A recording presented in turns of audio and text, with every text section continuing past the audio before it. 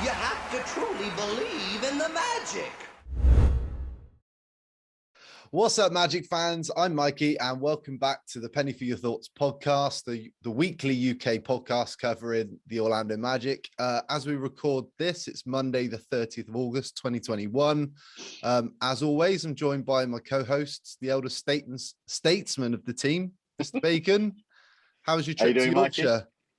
Beautiful, mate. Absolutely lovely. Not quite the weather we would have hoped, but it was one of them where, you know what, it didn't stop you doing anything that you were planning on doing. So all good, all good. And you got a couple of nice beers and good food. So yeah, all good. Happy. And you got your side of Whitby scampi, like I suggested last year. You know full well, fish and chips. It's the law. And yes, you did come up with a very, very good solution to just eking out the meal by having a bit of a side portion of scampi. I was very impressed with that, and yes, we continued that tradition, mate. Good man. And I'm also joined by the not so 6'1" Welshman with the thickest tainted glasses in the valley, Mr. Geraint Jones. Thank you, mate. How are you? All right? Yeah. I thought we were going to talk basketball today, not football. No, I didn't bring that up. Mate, it's you across every sport. You got tainted glasses. It's not just football, basketball. Okay. I don't know what you're talking about. Are you still sticking that wasn't a sending off? I think it was hard. It was a penalty, but it touched his thigh and then onto his arm. You can't really move it. So no, I'm still in Chelsea's camp there. That should not have been a sending off. But you couldn't capitalise anyway, so there we go. This is true. And did you have a good holiday? Did you have a good break? Yes, very well. Yeah, it was very good. Thank you, mate. Other than the M5 on the way home, where it took 6 hours to get back on a Friday afternoon. I'm sure we've all experienced that before. Yeah, that's why we're going north now and not south. Very wise. And how was your trip to Blackpool, Mikey? Yeah, good. Yeah, apart from how long did it take us? 7 hours to get up there and about 6 on the way back. So it wasn't, but it was moving. It was. I don't think we were stuck in traffic like G. But yeah, we went up and seen Luke and Louise and their little one. So yeah, all good. All good. So talking of going north, on today's episode, we're excited to be joined by a friend of the show and Scottish Orlando Magic fan, Angus Craig. He's here. We're going to talk about your Magic fandom. We're going to break down the 21-22 season Magic schedule. And we're going to go through all the other Magic news that we've not yet covered. So Angus, thanks for joining us. For our listeners, can you tell us a bit about yourself, where you're from, what you do, and how did you become a Magic fan? Yes, certainly. I'm from a little town in Scotland called Sturton. It's about 20 miles or so south of Glasgow. My first Orlando Magic match was in 2012, and it was purely a decision that was made because I'm a sports fan in general. And I thought to myself, I went on holiday to Orlando for the first time in 2012. I thought, what sport's on? Had a look. Orlando Magic was on, right, we'll go there. Try that. Just a wee bit of show and tell, just to see where I was. There's a ticket for the first game that I attended. So 19th of October 2012, is that right? 2012, yeah. 19th of October 2012 against the Indiana Pacers. Generally, when you go in October until a few years back, it was exhibition games I was getting. But since then, I've had a few proper regular season games. I was at the London game as well against Toronto. Yeah. And every time I go now, I was planning to go last year, but that got kiboshed. And I'm planning to still, hopefully, going this year. But so if I go this year, I'll get the opening night again. But ever since then, I thought, 2012, I'm enjoying this. You're sitting in an air-conditioned arena, beer in one hand, pizza in the other, wife and daughter there, safe as you like. What's not you like? Ever since then, I've followed them since through NBA League Pass and got to, whenever I've been in Orlando, as many games as I can get to them. Well, like Paul, and you said this when we did our watch party, all you know is rebuilding. So for anybody to stick at it, we take our hats off to you, mate. Absolutely. What ties me into the obviously the team playing blue and white, mainly in my football team playing blue and white, which was an added bonus. I've watched a team that's been mediocre to no bad for years, so it's kind of built into the psyche. We used to say Geraint's team used to play in blue and white, but he's got so many now that we don't know. Oh, here we go again.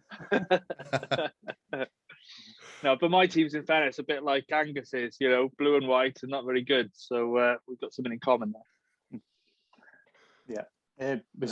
Being a Kilmarnock supporter, you get used to disappointment. So you said you're hoping to go. Have you already got a trip booked? I was booked last year, and then COVID kicked in. So I moved it to March of this year, and it's still COVID kicked in. And I've moved it to October of this year, which is booked and paid for. And 40 whatever days away, I'm still waiting on an answer to whether we can go or not. If not, I'll need to move it another year. But just give me an excuse to go next year, because I turn 50 next year. So give me an excuse for the big do next year. My first trip was my 40th. That's the way to celebrate. My first trip to Orlando, I celebrated my 40th birthday. My next trip, if I don't go this year, will be for my 50th birthday. Well, Would you be Angus, looking at next doing, year, Angus, would you be looking at doing the October period again? And normally we pick October because my daughter, it ties in with the school holidays in Scotland. Yep. So that's why we pick kind of 13th, 14th-ish, and 14 days after that. That's why we pick those dates. So that's why it ties in. That's the only reason we do it, because it ties in with the Scottish school holidays.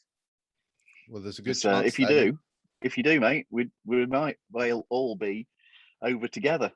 Well, that would be fun. To say if I make it this year, I can't see me making it next year. So if it gets cancelled this year, it's definitely next year. Surmising that we're allowed. Well, and we can get a joint 50th and 40th party, Angus, because I'll be going over my 40th. Oh, it's the way to celebrate, trust me. Definitely. And I'll be 20 again. So and I believe you.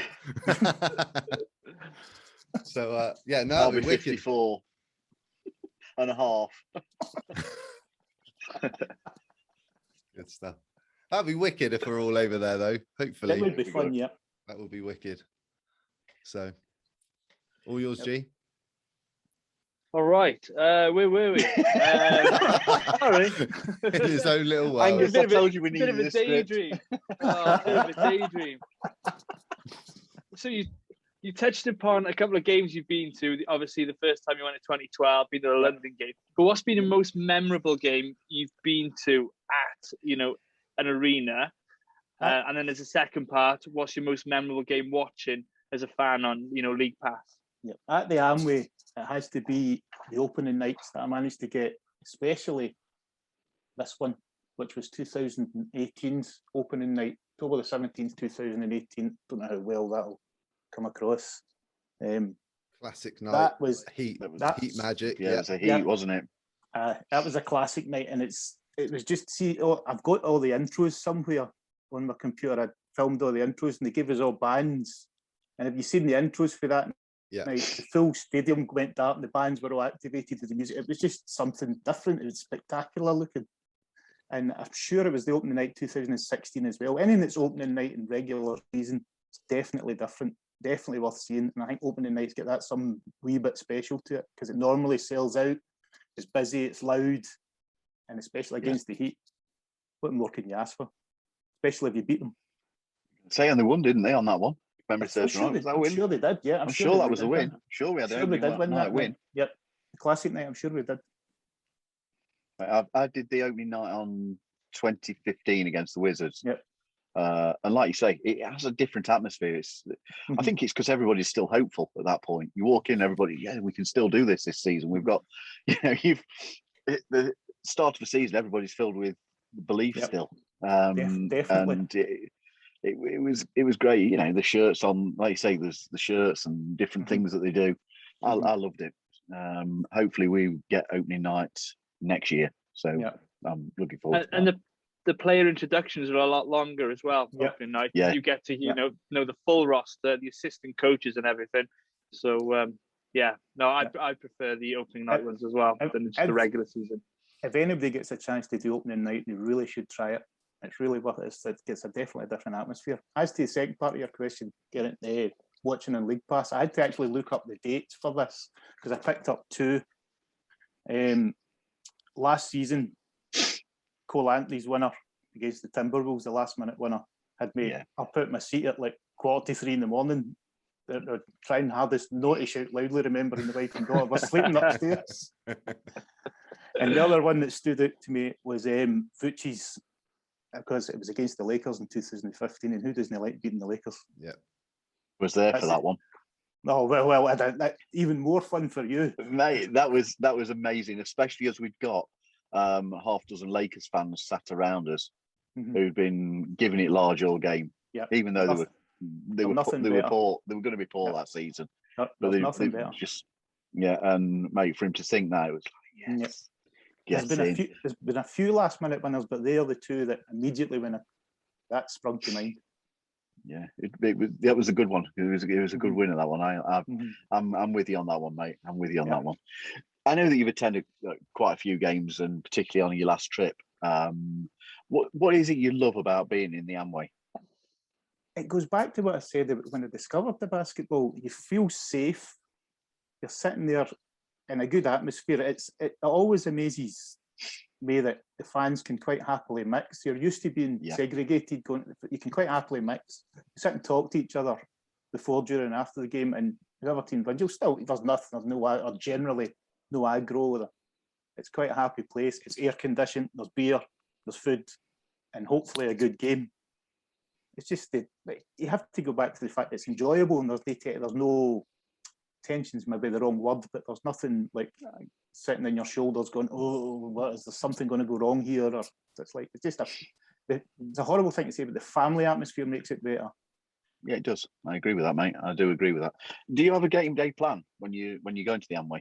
Do you have any particular bars or restaurants that you choose to visit? That's the thing. We've always been in the Disney bubble. We stay on site. So we tended, because the first one was kind of an adventure, so we stayed kind of in the Disney bubble, and the only time we went outside it was to go to the basketball, because that was my choice. So we've stretched ourselves, each trip we've stretched ourselves a little further. Haven't got to downtown Orlando yet, which is unfortunately just through underneath Florida's biggest car park, or the I-4 as it's known. But I've never been brave enough to travel that far yet. I normally keep myself to where I know. Maybe next time when I'm there, I might be brave enough to try somewhere. But generally, it'll be half a day at the parks, leave the wife and the daughter if I'm not coming, back to the room, get the Orlando gear on, out to the Amway, take part in the fan fest, do my shopping, which usually ends up with quite a substantial amount of dollars getting thrown in the till, and into the game. I remember your last on one of your last trips. You put the picture on Facebook or Twitter or whatever it was, saying these are today's purchases. And like, wow, that's. I hope the missus has approved this beforehand. Oh, she's fine with it because she knows I don't go really that daft anywhere else. Yeah. No, look, as you'll know yourselves, you've got your tie-in with NBA Europe. The selection is limited, so I find to myself when I go there, I try and stock up as much as I can, or as much as we can carry back and can afford, to the point, because it's difficult to get the gear over here without importing it and paying silly prices to import it. That's the reason why the shopping bill is usually so big. Yeah. I think we're pretty much the same, aren't we, guys? Yeah, definitely. You just mentioned the biggest car park in downtown Orlando being I-4. Have you guys seen the latest news and the updates? No. So I think the ultimate I-4 is nearly its completion. It's quite close to getting done, but they've announced. I don't know if you guys know, where Disney Springs is, and then you got Hotel Boulevard, and then at the top you got the crossroads of like McDonald's and Taco Bell, and all of that is closed. Then they're bulldozing the entire lot, and they're expanding I-4 and creating a whole new junction there. They're transforming that entire area. So anyway, sorry, going off topic. I'm happy to hear that, considering that's where we're staying next year. Oh no, different area to where you are. Kind of ties in with what one of the vloggers that I watched was vlogging about a couple of days ago. It didn't make any sense for the title, but it makes sense now that you're talking about it. Yeah, Adam the Woo. That's it. Yeah, if you watch Adam, he's explaining a lot of it. But Cool. So tell us about your favourite all-time players then, Angus, and your current favourite from the current roster. to be fair, I'm only going to judge it for 2012, and it's an easy pick for me, Vooch. Because watching him for 2012, you've seen him grow for quite a young guy into an all-star. And I was kind of thinking when he was traded, so no, what have they done? But I can see the reasoning behind it to start again and go young. And we've got what looks like a good deal out of it so far. But he has, since 2012, he has to be my favourite. With Aaron Gordon close behind. The only problem with Aaron Gordon's in the second place, no tied for first, is because he's a good player, but he's not quite made a great player yet. I think it's all there, but he's not quite got there yet. Yeah. So Vooch followed by Aaron Gordon. Current team, GI. That guy's going to be a star. And Cole Anthony, purely because of the way he looks like, it's a great attitude. He looks like he's up for it all the time. He looks like a good player as well. And he looks like it could be a lot of fun. It's quite as simple as that. I'm looking forward to actually getting to see Cole Anthony play. Yeah. I really hope that when we get over there, he's still with the team, because just watching on League Pass, there seems to be a buzz and excitement about any time he comes on the court. I'm with you. I think he's got the potential. And JI, I'll be interested to see if we do actually see this season him being flirted with in the 5 position. I was thinking that myself. I'm pretty sure if the new coach decides to go a bit small ball, he'll play some 5. Yeah, that's exactly where I'm coming from, mate. Exactly where I'm coming from. So, mate, your last answer actually ties in quite nicely with what I want to ask you. In your time of being a fan, who's that player that we traded away that you regret most? Victor Oladipo. The daftest trade I think I have ever seen a manager do, or a management team do.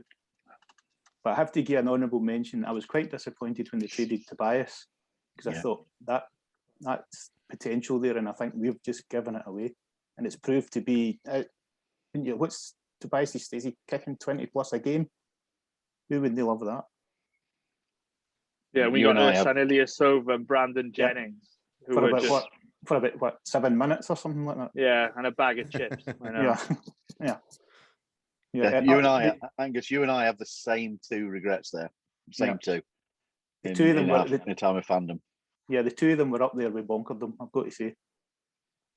But again, now you go back to a management decision that says, oh no, we're going to push the team towards the playoffs, and they did it the wrong way. Develop the team like this management's trying to do just now. Fans might have to be patient, but have to live with it. Yeah. Angus, you joined us for the watch party we did for the draft. What was that, 6 weeks ago now, I think? Something like that, yep. First of all, I've got to say sorry, because in the middle of it, there was you and Barry having a conversation, and I jokingly said, does anybody need subtitles in the middle of it? Just having a bit of banter, but it's all good. It's all good. Let's just say we won't hold that against you. No, it's all right. It's all good. It's all good. But obviously that night the Magic drafted Jalen Suggs and Wagner with the 8th pick. What did you think of their performances of Summer League? I have to be honest and say I haven't seen a lot of Summer League, but I'll only just highlight Suggs. I like the look of the potential is massive. He's going to lead the team. Maybe not straight away, but he will lead the team. Wagner gives me the impression that he might be along the lines of your reliable workhorse type player. Yeah. Somebody that you might notice when he's not playing, what he gives the team rather than what he does when he's on the court. That's the sort of impression I get from limited. I don't know a lot about the college game, so what I've seen so far and read about him, I think that's where he'll be. I might be completely wrong, but that's kind of the impression I get so far. Yeah, it's like all these young players. We've just got to be patient with them, haven't we? Yep. Yeah, definitely. Cool. So moving on then, we are going to be giving our first jersey giveaway that we've done so far. Our friends from the NBA store and Fanatics UK are going to give away an Orlando Magic Jalen Suggs jersey to one lucky winner. You need to do 2 things: subscribe to our YouTube channel, Orlando Magic UK, and leave us a comment in this episode telling us which Orlando Magic player you're most looking forward to watching this season. So when we hit 500 followers, I think we're on 276 as it stands at the moment. Yeah, it's getting up there, mate. So when we hit 500, we're going to do a prize draw And then the lucky person will walk away with a Jalen Suggs jersey, which we'll do a draw on the future episode when we. And we'll also just say that if you are already subscribed to the channel, please leave us a comment and you'll be in that draw just the same. On to the Magic News Roundup for the week. 2 weeks now, because we haven't been here for nearly 2 weeks. So starting with, we got a really cool notification on Twitter a few days back that Magic legend Hedo Turkoglu just started following us, which is quite cool.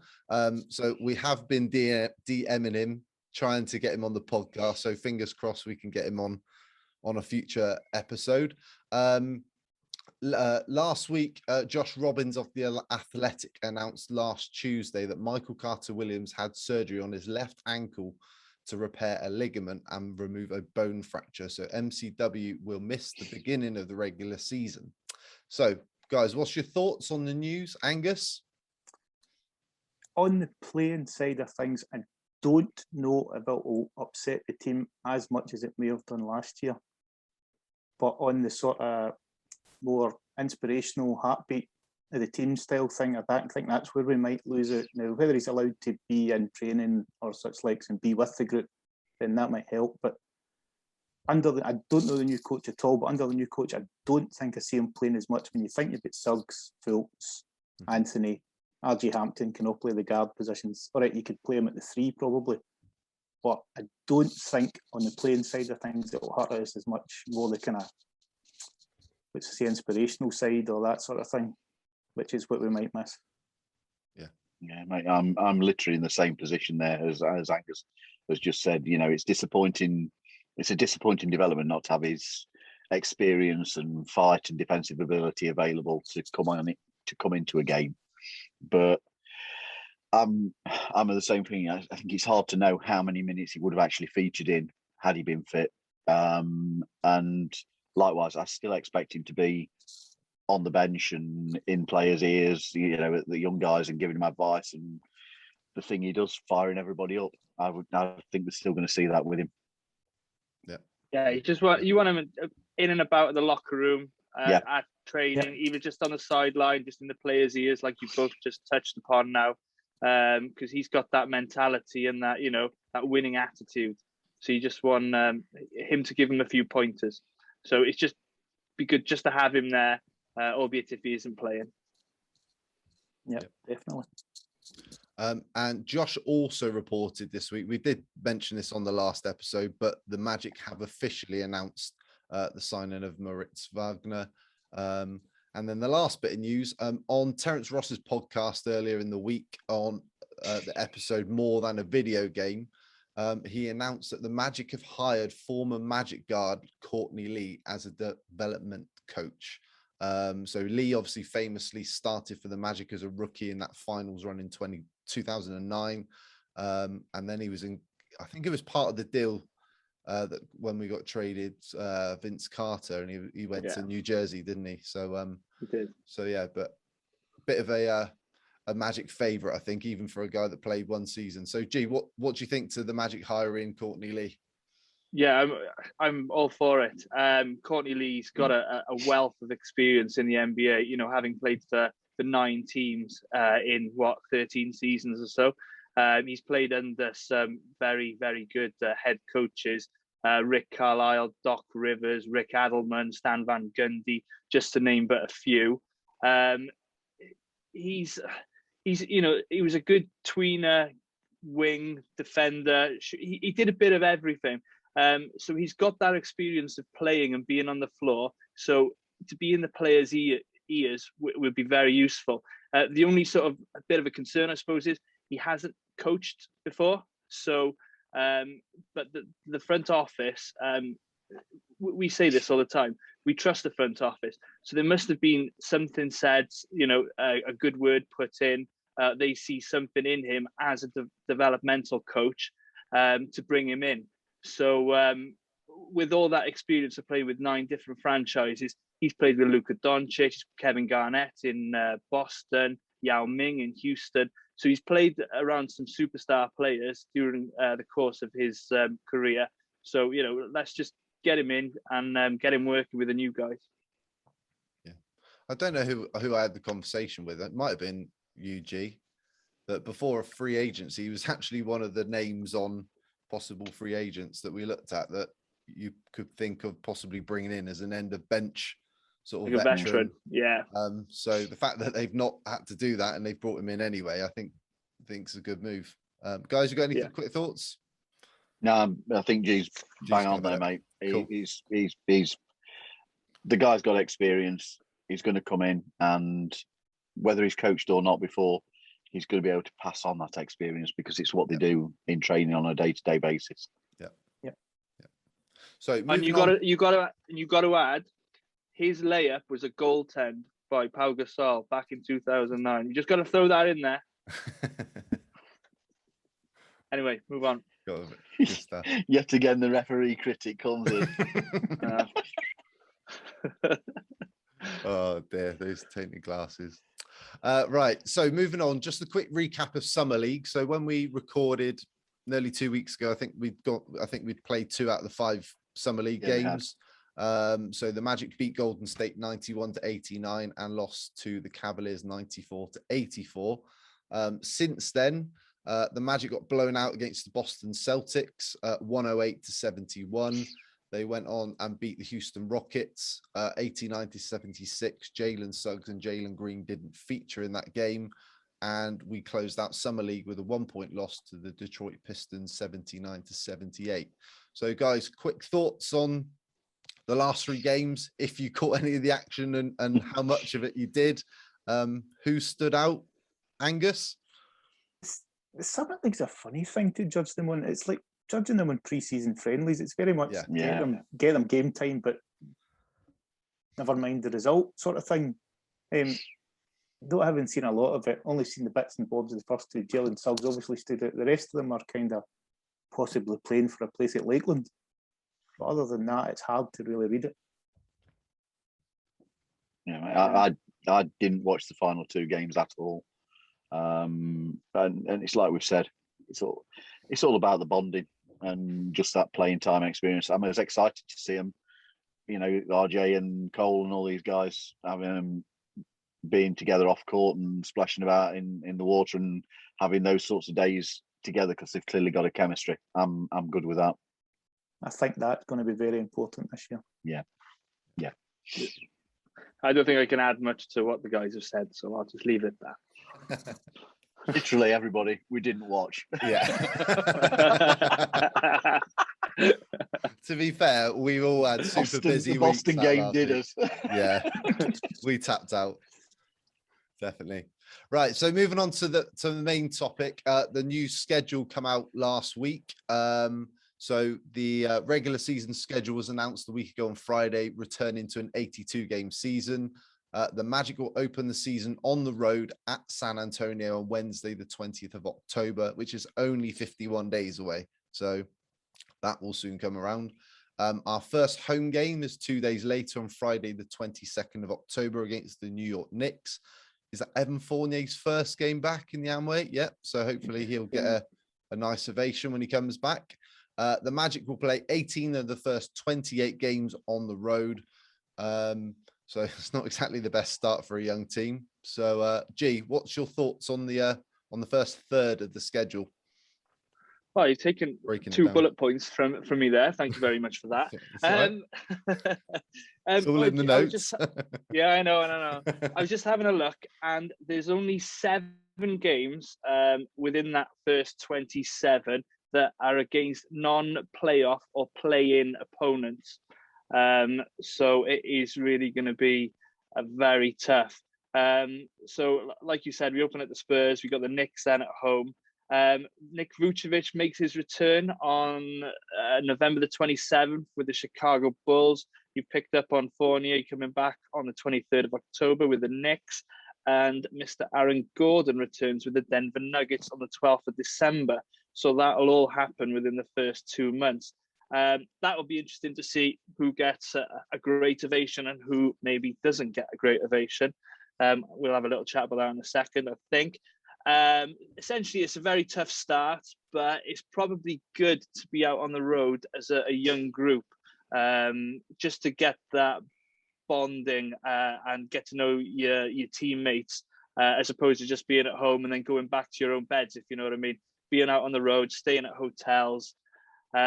So I think that could work in our favour towards the end of the season. But, you know, we're going to take a few losses, let's be perfectly honest. You know, we've got to play the Heat, we've got to play the Jazz, the Nets, the Hawks, the Bucks on a back-to-back, the Bulls, Philadelphia, and then we've got a big West Coast trip early December, which includes Golden State on the road, the Lakers and the Clippers. But there are a couple of games in there that we could potentially pick up. So we've got the Rockets one time, the Kings, always beatable, the Cavs, the Wizards, the Pistons, the Raptors, 2 against the Hornets and 2 against the Spurs. I think we could, you know, upset a couple of them, seeing as they've only given us, you know, 23 wins for the season. So it will be a tough start, but everyone's got the same schedule at the end of the day. Every team in the East have got to play these teams as many times as we've got to play them. So, you know, let's just get out there, play some basketball. But going back to that point there about Vucevic, Fournier and AG, do you think any of them will get an indifferent reception? What do you mean by I that? think Mikey? I think Aaron Gordon could hear it.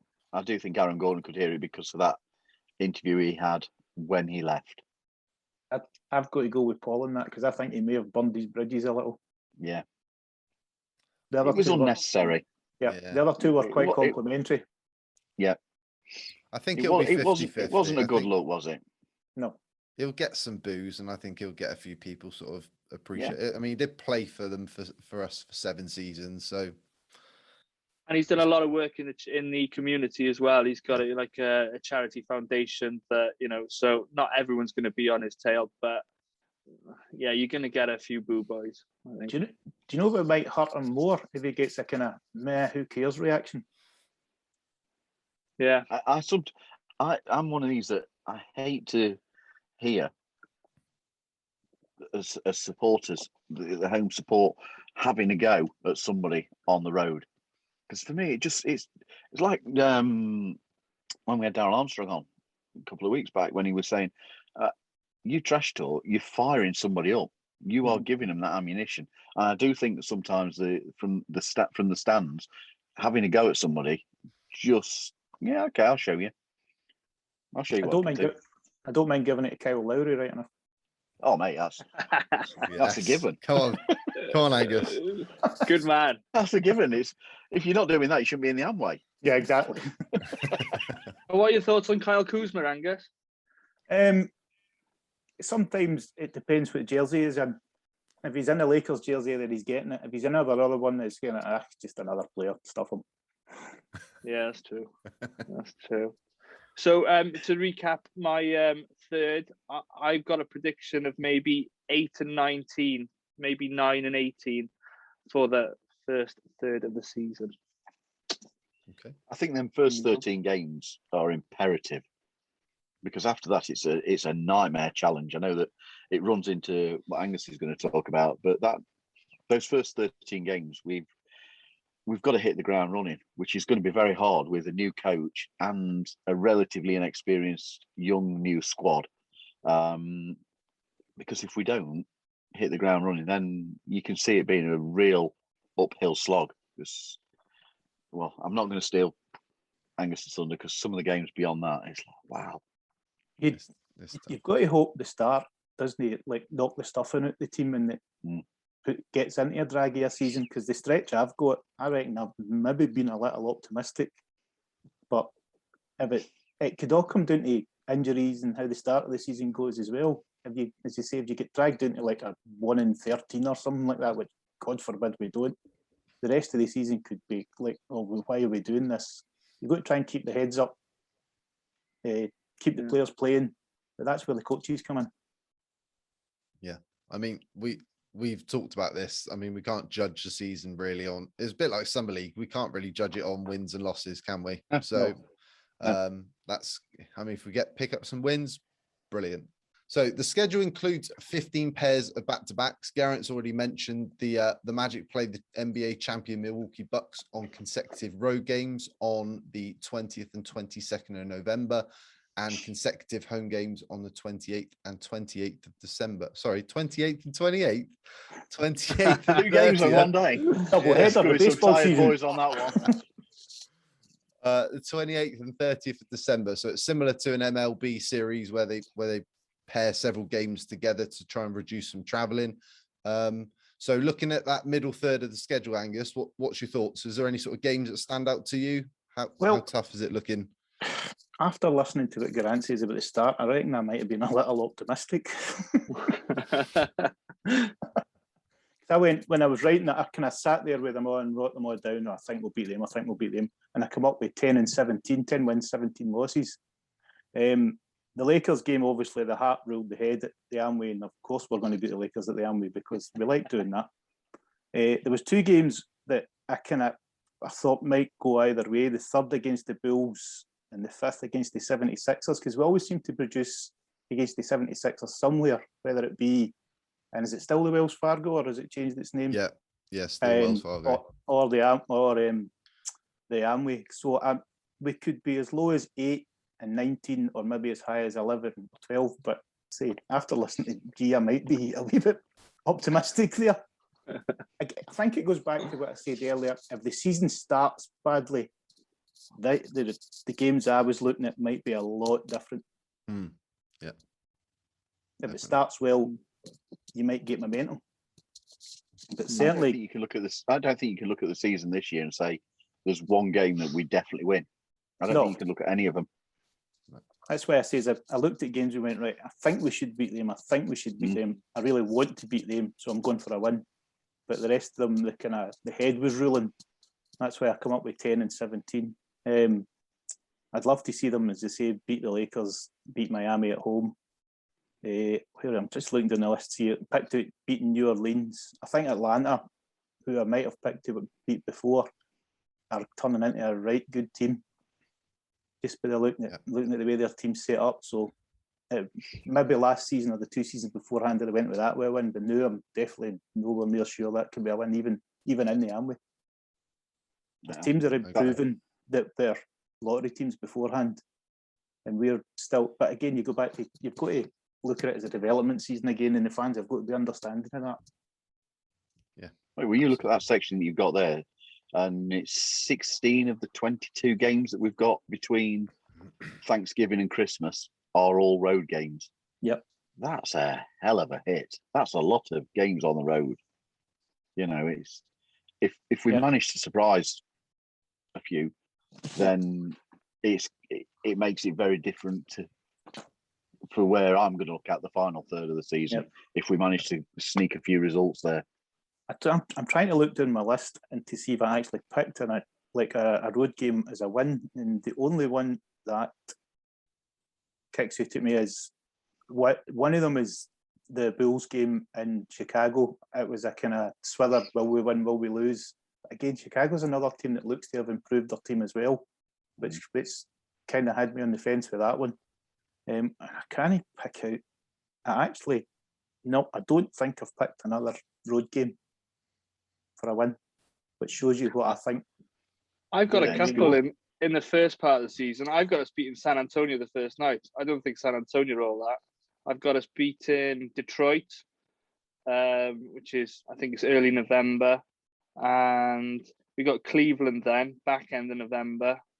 And then we got Sacramento on the road. So there's a couple of games there, but like you said, it's going to be very difficult. I take that back. I've got one. I've noticed one away road win, and again, it's Detroit, same as UG. Yeah. I think that's possibly the only one I've picked. Have you got OKC in that part of the schedule? Because we should beat them. I think I've got the OKC. I've got the OKC road game at the end of the season. I don't see it unless I've not written it down properly, or I can't read my own handwriting. No, I've got OKC. That's one of the end. That's one of the doable games in the. Well, we might not win that though, because if we're tanking, mate, that's. Don't mention that point, mate. The season hasn't even started yet. Let's if you're coming to me, that is one of the first things I was going to say. But honestly, I mean, you look. I've got the. I don't know if you've got an intro part of it, Mikey, for up to my bit for the 8th of February onwards. Mhm. But I've wrote down that as I've just said, if we've hit the road, if we've hit the start of the season, picking up a few wins and we're not cut adrift, we've perhaps managed to pick up a few results in that second part of the season. Then the end of the season, the schedule is built for us to pick up wins and build confidence. But is that necessarily going to be a good thing? And it's definitely going to be, if we are cut adrift, then the tanking community are not going to be happy if with that end of the road, that end of season schedule that we've got, because there are a lot of winnable games. Yeah. I mean, 16 of the final 26 games are at home. So yeah, that's what I was going to come to, mate. That's an area where we could, like I said, we've already talked about a bit of momentum. Just going back to Angus's section of the schedule in the middle third, there's 3 notable games for us. Saturday, the 11th of December, the Magic play at the Clippers, which is an 8:30 p.m. tip-off for us. Boxing Day, so 26th of December, the Magic also play the Miami Heat, another 8:30 tip-off. They are the only 2. And on the 5th of February, the Magic play the Memphis Grizzlies, which is a 10 p.m. tip-off for us. So I think I can't remember exactly, but I think there's about 16, 17 games this season, all tip off before midnight. So the more of those we get, the better. Not that I stay up for any of them anyway. The 8:30s I might just make. I don't know how many. I mean, there's always a few in the chat room after midnight. There is a few lunatics that are up to like 3 in the morning and things like that. Maybe in one of them. And I was just going to say. Well, we give you guys a shout out so often because, it's incredible how it doesn't matter what tip time it is. There is some of UK Magic fans up and watching it. Absolute dedication. That's all. Generally, mine will be the end of the week because most of the time I'm off at the end of the week. So if it's a Thursday night, a Friday night, possibly a Saturday night, that's the games I'll see in real time. That's off to you, mate. See, the thing is, 9 times out of 10, I'm coming off a night shift pattern, so the body thinks it's night shift anyway, so it's easier to stay up and see it. So that's my excuse, and I'm sticking to it. Right. Preaching to the converted on coming off a night shift, mate. Yep. Good stuff. So the final third of the season, then, Paul. What have you got? We've also got another 2 10 p.m. tip-offs against the Sixers and the Thunder in March. But how's it looking? Right. You said it. Well, you look at it. I've got from the 8th of February on, haven't I? And effectively, we start with it's that second road trip west that we've got right before All-Star, where we take in Portland on the 8th, Utah on the 11th, Phoenix on the 12th. What a horrible back-to-back that is. And then 2 nights later, we gain a bit of altitude and go to Denver on the 14th. That is as hard as road trip as they come. 4 Western Conference playoff teams, including the Jazz, who had the best record in the NBA last season, the regular season, and Phoenix, you're losing finalists. Add in the altitude, that road trip is an absolute pig. Road trips they're there to develop chemistry, and this could well be one of those. It's hard to see on paper as picking up a win in that group of 4, but if we've got focus and they perhaps 1 or 2 have got an eye on being part of All-Star the following weekend, we could perhaps steal a win there. Who knows? But as I said, if we're in contention for a playoff spot or if we're in contention for the play-in tournament, the back end of that season is genuinely built for us to take something. 11 of the final 15 games are in the Amway. March the 11th to April the 10th, we face only 4 of last season's playoff teams, plus Golden State, who you've probably got to expect are going to be better than last season, particularly if Klay Thompson returns fit around Christmas time. March the 11th to the 22nd, we've got 6-game homestand, of which that's got some real winnable games in there. Granted, I know Brooklyn Nets at home is in that stand, and I think Philly also. And then, but as the road trips go, we've got in that period 3 probably very winnable games in facing OKC, the Cavs, and the Washington Wizards. But again, as we said earlier, are we actually going to be wanting to pick up wins by that point? If we are cut adrift, is it something that the team are going to want? Is it going to be beneficial? So we'll see. We'll see on that one. Hence, I've not gone for looking and working out who we're going to beat and who we're going to lose to, because I've got it's. I think by that point it is going to be very dependent upon where we are in the league itself. And you also got to consider if Terence Ross, MCW, Robin Lopez, who else I missed? Gary Harris. They're on the trade block and they're out the door at the trade deadline. That's going to make things look very different as well, isn't it? So, but that back end, mate, is built for us to take wins. Yeah, without a doubt. So, sorry, Angus, go on. I was going to say, here's a question for you, Paul, and I know you going to hate this question. If there's a guy like this year's draft where there was a #1 outstanding candidate, I think who's the guy that signed with Penny in Memphis? Imoni Bates is his name, who seems to be the name that comes up. If we're in the position you were saying, Paul, that we're looking at no qualifying, would you be happy with them not winning very many games? So I don't use that famous word. So we picked up a shot at this guy. I can see the pluses and minuses for both. I absolutely hate watching a sport for my team to lose. I can't do it. I can't do it. I'm absolutely with you in that. I hate losing for deliberately. So yes, I get where people want us to lose. I mean, I sat in the Amway in 2018. We went during March of 2018, and in that time we played the Bucks, the Raptors, 76ers, and Boston Celtics.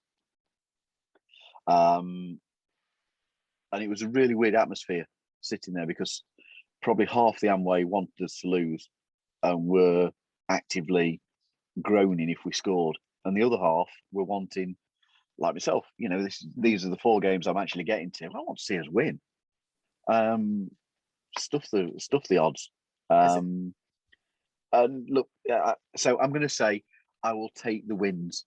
Yeah, I will take the wins, because even having those best lottery odds doesn't guarantee you that you're getting that pick. So I'll take the wins, which was proved this year. Exactly. Yeah, exactly, mate. Another point on this argument, though. Next year, I think there's only about 3 or 4 teams that are going to have cap space. Yeah, I've seen that. So, fact is, if we can, play well, impress a couple of, key free agents next year, and if we did win, 30, 35 games, who knows? A bit like the Heart and Hustle team that we spoke to about with Daryl a couple of weeks ago. Then we're going to be in a good position, because I think it's us, Detroit, and I can't remember the other 1 or 2 teams that will have all that cap space. So you don't have to go down the draft route. You've got the free agency route as well. So the management that we've got are basically building the team from the ground upwards, like through the draft. But there's going to come a time where we need to make a splash in free agency. So this is something we've got to consider. It's not all about tanking, drafting, whatever. Let's develop players. Let's play the right way. Let's get the Coach Mosley in, do what he needs to do, and there'll be players who want to play for the Orlando Magic. Yeah, I hope so. I hope you're right. I don't want to rain on your parade, G. I think it's a year too early for worrying about too big a free agents. I might be wrong. And there also aren't that many available that are of a game-changing quality when you look ahead to it. That's true, but they've got a year to prove themselves, haven't they? Yeah. They could become somebody really good next year who turns out to be a free agent, But if you've only got 4 teams to choose from who've got the salary cap space, then you're in play. So yeah, well, And the other option is they can, what's the term everyone's been using, loan your cap space out and gain more draft picks or assets or young players. So they've got future flexibility, which is what we wanted. So so according to betonline.ag, the Magic are finishing with the second worst over-under projection at 23.5 wins. Only the Thunder are worse at 22.5. So are you taking under or over 23.5 wins? How many wins do you think we're going to get? So I'll go with Angus first. How many wins are the Magic getting this season? I'm going with the over because I'm looking at somewhere between 25 and 30. So I'll say 27. Okay. Biff? Biff up? I think this is incredibly hard. It's an incredibly hard question. Because I think it's if Jonathan Isaac and Markel Fultz come back from injury and are anything like the players that we know they can be, there's no long-term effects of those injuries, then it's well on the low side because they will get us wins. They will get us some wins. So I'm going to go over. I think we could be getting 27, 28 wins. Yeah, definitely over. Definitely over. 23.5 is insulting for me. It really is. To put us down with OKC. And you have Washington with what, 26, 27? The Washington roster, I don't think, is that much better than us. I'd be pushing 30. Like what Darryl Armstrong said, everyone's putting us down. So you've got to basically come into the game this season with a mentality that nobody respects us, and just show that you're a pro and what you can actually achieve. And I think this group is capable of hitting 30, if not a little bit more. Might be getting a bit ahead of myself, but why can't we be going for the play-in tournament? No reason why we can't. Beyond us, mate. I don't think it's beyond us. But I just think it's very hard to look on paper, and that's what we're doing at the moment. We're looking on paper. We don't know who we're going to have fit, mate. We are looking on paper, and we're looking at teams that are. We weren't looking at the teams that we're playing, and that everybody's fit, and that everybody's going to play us. You're not going to get every star on every night featuring against us, without a doubt. No. But because we've got this inexperience of coaching and experience of squad, and that start that we've got, it is going to be a huge learning curve for the team this season. Huge learning curve, and I'm really, honestly, I'm not really worried about the win-loss ratio. It's how you judge growth on the season without that. Is going to be very difficult. But we're starting from what we expect to be a losing season. But I do think that we have more potential than the odds are giving us. But I can understand why they are low. You just mentioned potential there. So I was having a little look at the other odds. So for most improved player, in the top 5 players, we have 3 in there. So the most improved player for some reason was Randall from the New York Knicks. I didn't quite get that. But Markel Fultz was in there. Wendell Carter Jr. was in there. And Mo Bamba were all in there. So, all you need is for one of them to have a fantastic season. And, it could be better. Anyway, what do you think, Mikey? Oh, I'm not going to be the lone wolf and go under. So I'm going over as well.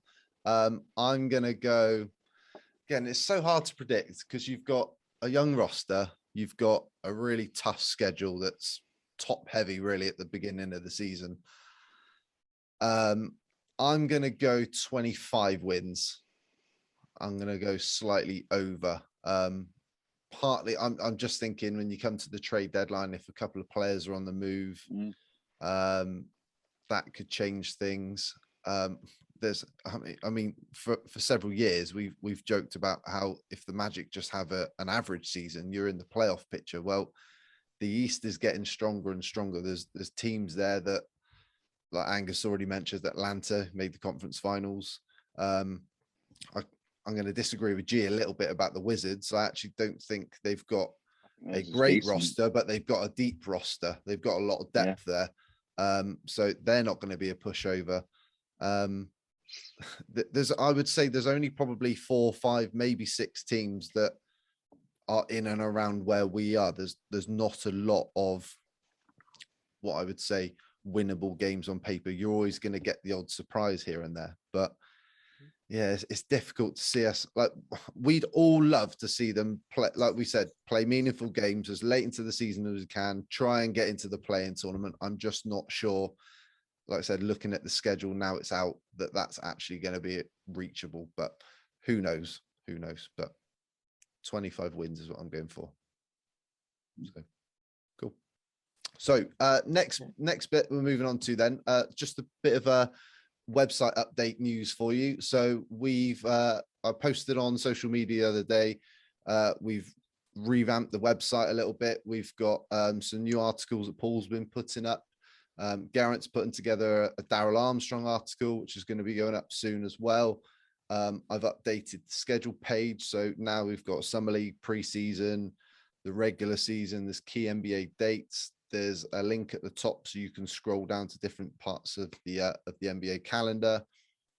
And when the games come in, when you see the final score, you can click on that and that will take you to game recaps, either ones that we put on the website or Josh Cohen writes on orlandomagic.com. The roster page up to date. And then the last thing we've talked about the last couple of episodes, it's now live on the website. So we've launched a visit in Orlando page. So one of the things we always get asked about is how do you get tickets to a game and where do you park and all those sorts of things. So we've put together a nice comprehensive guide on there with loads of information that the three of us have sort of pulled together, because we've been to tons of games. And Angus, you can have a read through and suggest anything that you think you might want to see on there as well. But yeah, it's really just there as a bit of a planning tool to help people when they go on holiday, if they want to go to a game, how easy it is to do it. So yeah, so Magic trivia. So the Orlando Magic drafted Frank, as Paul calls him, Wagner. That's predictive text. I don't call it him. That's my predictive text. I know, but I just got to take the mick, haven't I? So I know. And the Magic have re-signed Mo Wagner. So I've done a lot of research on this, so I might be wrong, but from everything that I've pulled together, they are about to become the 87th set of brothers to play in the NBA. They will become the 9th and 10th players in Magic history to have a brother play in the NBA. Okay, does that make sense? So can you name the 2 pairs of brothers to play for the Magic in the same season? Geraint's nodding. No. I know one. I was hoping you were going to ask us about other brothers around the league. Otherwise, yeah, that's where I hope you were going. I'd had the hand up for the easy one, who's just signed for us. So who have you got, G? I've got Dominique and Gerald Wilkins from Correct. the 1999 season, I believe. Yeah. What season's the other one? It's a trick question. Oh, right. Because I've already given the answer away. They haven't actually played yet. They're about to play. is it the Wagner? Right. Yeah. Well, no. Oh, mate. So Angus got it right. Angus got it right. Nice. Oh, There you go. See? Shirt There you go. over the head, mate, and run around the room celebrating. Okay. So can you name the other 6 Magic players who have a brother who have played in the NBA, but that player has played for the Magic? So there's 6 players. There is another trick question in there, but we'll see if you can get it. Are you referring like to Lopez, that he's got a brother who plays in the league? There you go. Right, there's one. Right. So Okay. he hasn't yet played, but he's going to. Right. So I've included Robin Lopez. Okay. So Horace one. Grant is one. Horace Yeah. Grant is another. His brother Harvey played 783 games over Oh, 11 seasons. What was the Grant that played for us 2018? Yeah. Geraint. Jeremy Jeremy. Grant. Geraint. Yeah. Yep. And his brother Jerry You're not plays- including that we had Curry as in the summer league, are you? You're not including that one. Nope. Okay. Just So, checking. so you've got Jerry and Grant, you've got Robin Lopez, and you've got Horace Grant. There's 3 others. Gosh.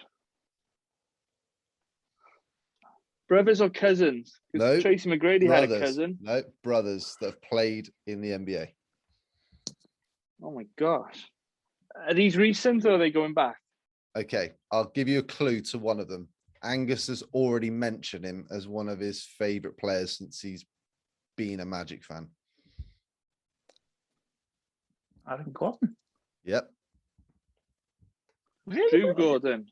Drew Gordon played 9 games for the 76ers in 2014-15 season. Oh, there you go. I wouldn't have got that.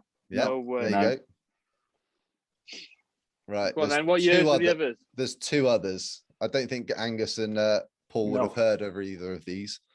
Okay. So the first one, I'll give you a clue. He played 151 games for the Magic over 3 seasons between 89 and 92. No. No? Sam Vincent. Vincent. Okay, yeah. Brother Jay Vincent played 576 NBA games.